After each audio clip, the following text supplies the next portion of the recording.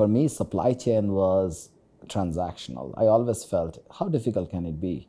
How difficult can factories be? I'm already dropping orders onto the factory. I'm dropping bills of material, dropping routings. How difficult can it be? But that opened up a whole new world for me when I started looking at factories and machines and how they're connected and what happens on the shop floor.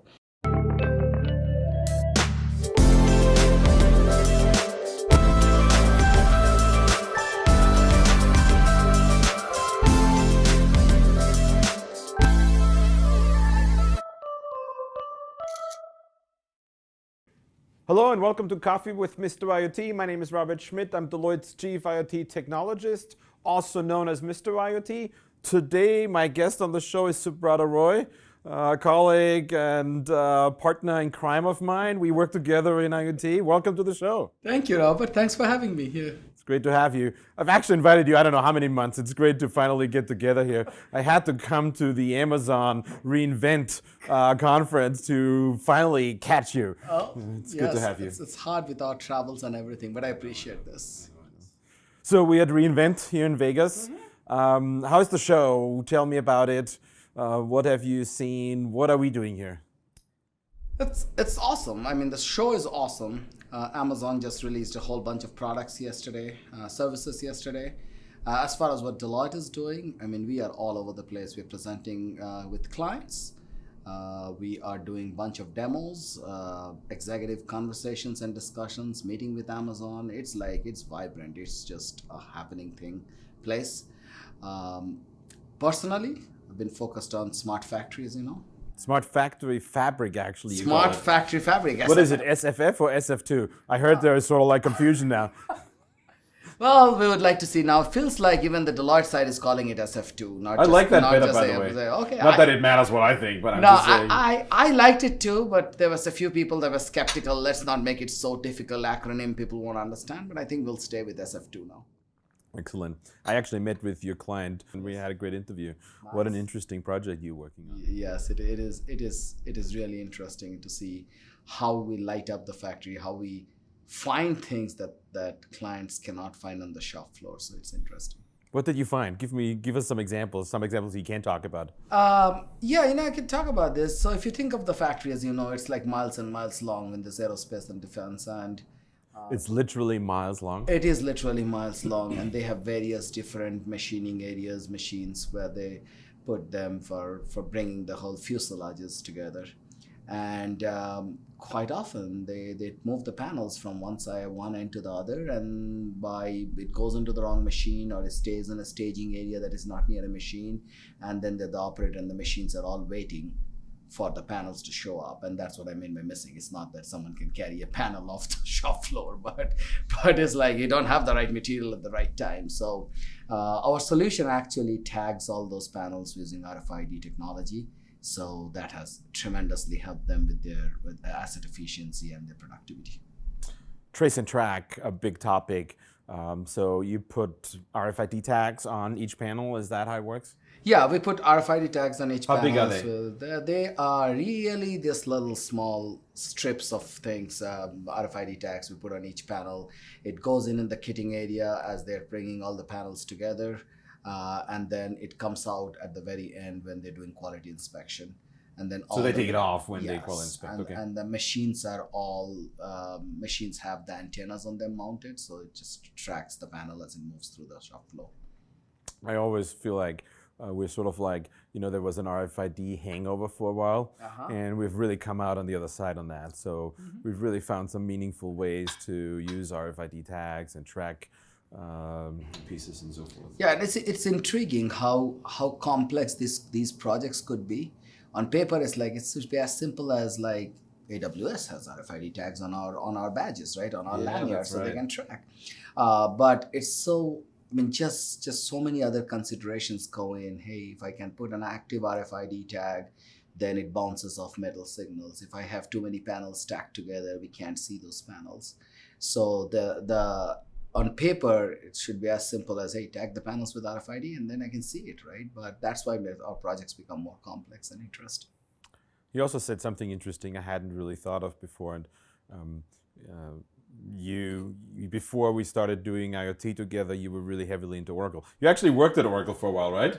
No, Before no, you- no. I didn't work at Oracle, but I was with Deloitte, but with doing Oracle, Ah, okay, Oracle got it. implementations. Yes. But one of the things Pia said and your client talked about was that in the first phase it wasn't connected to the back office systems, and only really that brought a huge improvement forward, and it sort of really makes sense. But it, I think, is one of those big things when we start small. We got to really decide what to do and how to really show the value. Yeah, I mean, we started as we started as a proof of value. The whole our approach of the start small, scale fast. The client loved it so much they thought that is a production system. So it's interesting when you start as a proof of value, you don't have the discipline, the rigor, the connectivity with backend system because you're showing them value. And then one day they turn around, it's like, oh, I like it. I'm going to use it in production. Oh, so we quickly have to put the rigor in there. So we did two releases of this solution, and we're still trying to get our development, test, and production instances separate and put the rigor in there so that it doesn't. I mean, we have the code base and everything is right. So as part of that, yes, we initially said we're going to just load data manually or through Excel. And when the client loved the solution, that's like, okay, now we have to productionize it, which means go back to this backend and connect with that. You brought up an interesting point that took track and trace to a whole different level, which was here at the conference, we have these tags that are also RFID, and there's antennas everywhere, and I see them, and it's not like hidden or anything, but I'm actually really curious. I'm assuming, first of all, they use AWS to track all of that. Do you have any insights in what they do and how they track? And I'm curious what you learned from tracking traffic and so forth. Well, I don't know specifically what technology they are using, but I know that they're pretty much doing what we are doing, right? Which is process things on the edge and then send things in the cloud so that they can direct us or direct the traffic to the right place. I saw something really interesting today, and I saw this in Barcelona at the IoT Solution World Congress as well, is they had video analytics. And what they did is you could see they had a monitor there. I saw someone, I think it was security, watching the monitor. And what was interesting actually is they weren't watching the faces or the people per se, but they overlaid it with simplified stick figures and so forth. And so there's a real movement to using video analytics for safety purposes, sort of like, analyze how people move and then learn from what that could mean, but also track where people move in terms of stick figures, because that sort of like deals with the whole privacy aspect. So. Exactly. I mean, no, I haven't seen that yet. So now I'll watch out for it and see where they're doing it. But it is quite interesting, right? When you use those use cases, we were talking today in our one of our demos to I think the person was from CB Customs and Border Patrol, talking about use cases and hey, what could you do with camera and computer vision, and how could you process those images in real time rather than going back and having to look at a tape trying to figure out what happened. So to close out your client story and maybe to sort of like look a little bit forward or kind of like expand from there, what did you learn out of the proof of value that sort of showed you limitations of processes or limitations of technology? Sort of like what were you looking and said, well, I wish I had that? So I'll say it's all three components: people, process, and technology.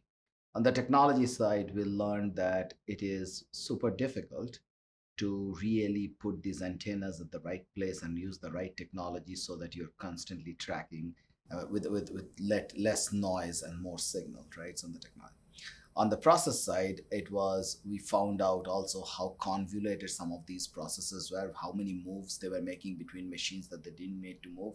But now that we are tracking how the assets move, we could figure that out and go simplify that. And it was a learning for them too? It was a learning for them. They didn't realize how zigzag they moved through everything to get to the right place.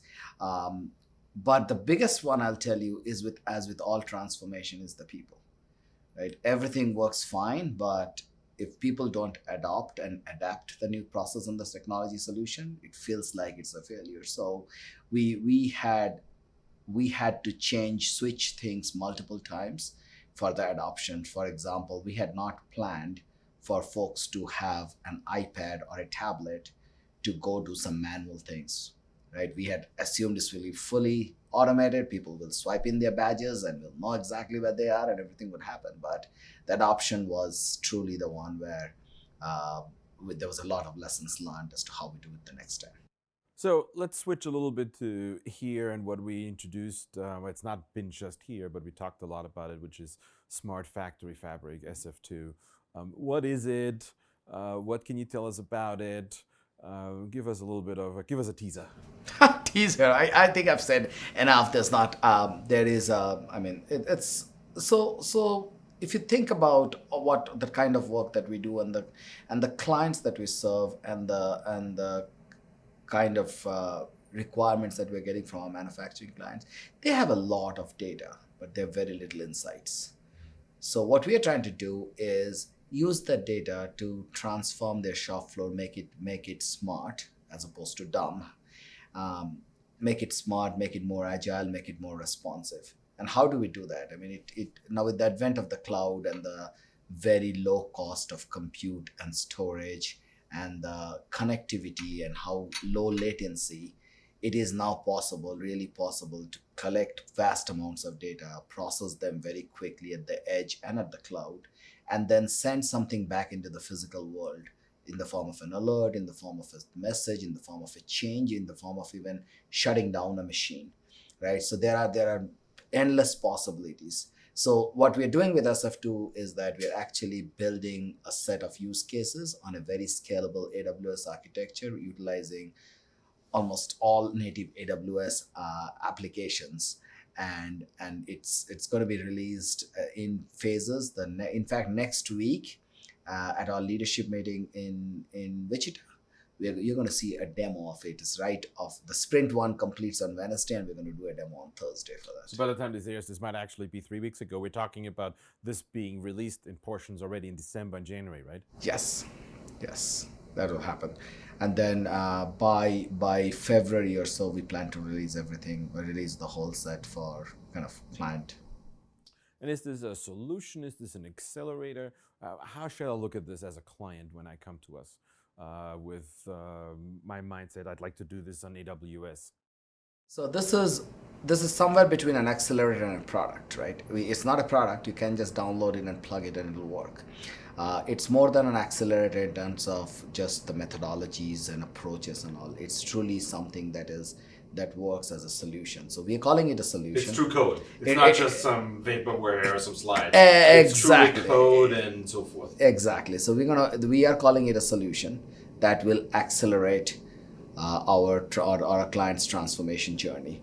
The good thing is that it's very plug and play, right? We're not expecting the clients to replace their entire physical hardware, sensors, PLCs and all. It will connect with that. We are putting on top of it. What data they have, we are just ingesting the data and providing insights. Do we have any sort of insights and goals? And so I come to us Deloitte now and say, I'd like to do this.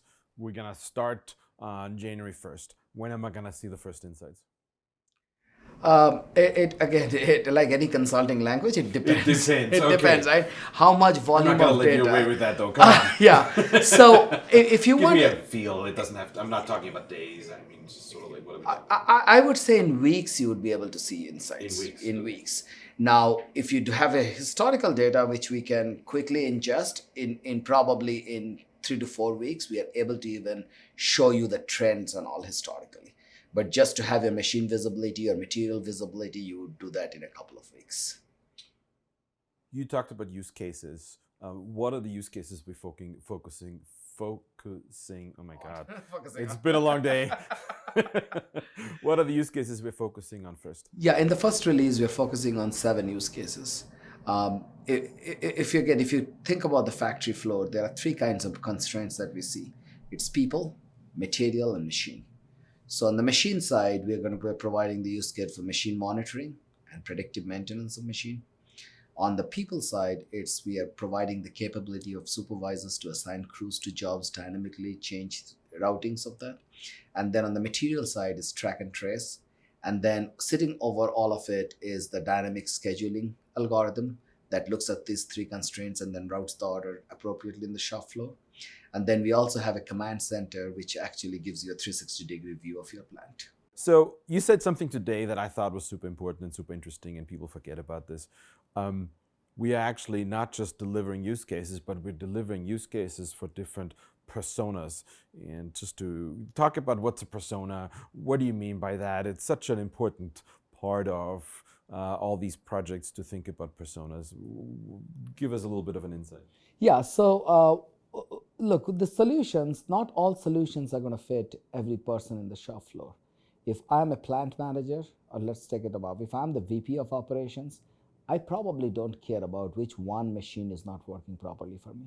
I would like to see statistics. I would like to see how's operational efficiency of my plants, right? So you go from the top, and we are able to show you roll-up views by program or by location as to how your plants are doing. You go to the plant supervisor level, they're probably more interested in the command center view of the plant to say, okay, how is my entire plant and all assembly lines performing? So we have solutions for them too. Then you go down to the mechanic, they probably care more about their day, how their day is, what are they going to work on, what machines are working or not working. So they get a different set of tools to do that. So that's what I was mainly talking about with personas, is we are trying to cater to multiple groups of people and multiple personas in the factory floor, that to make their lives easier. So we're actually talking about 4 use cases to start with? Sorry, 4 personas. Yes, we have 4 personas. We have the VP of production or something who would look across the plant. We have the plant manager who cares about the dashboard. We have the assembly line manager who's caring about all the machine performances and how the machines are doing. And then we have the line level, the actual worker on the floor, who would benefit from just knowing the alerts, just looking at the machine that they're working on, knowing what job they're going to be working on. So I had an interesting conversation today with someone where the person said to me, you don't design and develop for someone, you design and develop with someone. Is this something we're doing? Are we developing with plant managers? Are we developing with shop floor workers? We absolutely are. So, and this is where I think our experience, the Deloitte's experience, maybe it'll sound like a soapbox for Deloitte, but the Deloitte experience is a game changer for us. All the projects that we have done across the years, right? We have gained knowledge from how each one of these personas, what do they care about?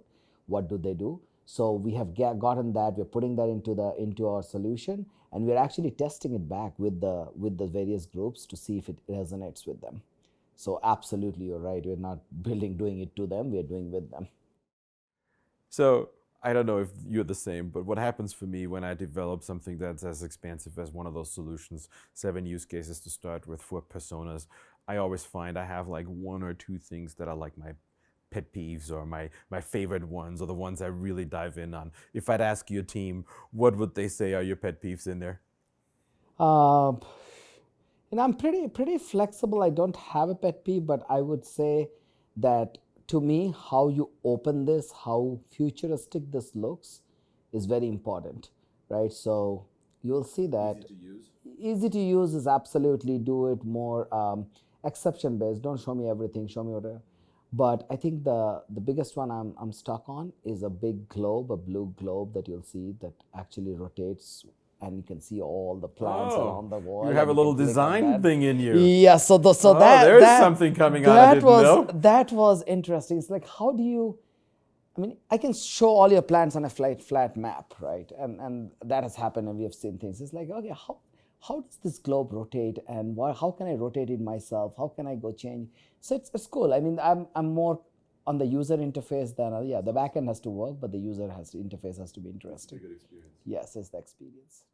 That's awesome. I love that. I find myself spending time on that too, and it's kind of like, then my team gets to know. It's like, why do you care so much? It's like, there's an emotional aspect to that, right? There is an aspect I want to use it, and if I don't really emotionally relate to it, then I wouldn't use it. So yeah, and it took me a while, because I come from from the background of Oracle background. It's all transaction based. Nobody really cares about how the screens look. No people care. We just don't really spend a lot of time on that. It's like, hey, I can process my order. Yeah, I can process your order. Yeah, I don't like the screen. Too bad. You take what comes out and take it. So when I was looking at this and talking with the folks and the leadership here, it's like, okay, it does matter how this look and how easy it is to navigate, how easy is it to read. So that definitely is that whole human-centered design. Absolutely is helpful. Do you actually, this is really interesting, right? I've always thought of this. I mean, I've spent my early parts of Deloitte with SAP, and it was very much like you said, right? It's all about how can I have the most efficient process for transacting? How quickly can I go through them? It wasn't about it looking good or being working. In the early days, it wasn't even a browser, right? It was kind of like here is a GUI. So, and I always wondered how much of that attitude hurt adoption. I also, when I worked at Activision, we were an Oracle shop. When I interviewed for them the first time, they said, "You have a great resume, except can you do a replace all SAP with Oracle?" Which obviously I didn't, but so I have seen both. Do you think that hurt us in adoption and change management, that we actually couldn't do those things that we now care about, giving people a good experience, having it modern? I think so. I've done many Oracle transformation, and some of those pet peeves of people are things like, hey, why can't I tab out of one?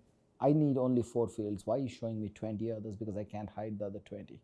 Or it Right? Which costs a lot means of money to hide them, and then it costs even more to change it after we hit approve. exactly, and then you're customizing it, which means that I have to tab through 20 fields to get to my 21st where I actually need to put in the information. Now, over time, these ERP providers have figured out a way of making it easier, but it's still not the same. And there's a cost and value thing, right? How much money do you put on customizing it for each client versus the value that you'll get for us as part of this fabric that we are building? I'm sure what I like when I go to clients, they may not like it, and we may have to customize for them. So we'll see where that takes us. So let's to close out. We've gone all around this. I'm really curious. You spent a lot of time in the ERP space, and then you joined Andy and I in the IoT space. What were some of the surprises or unexpected things? And both the things that you thought, oh, that's great, and also the things that surprised you in a way, oh, that's a learning I didn't expect in that shift from one era to the other.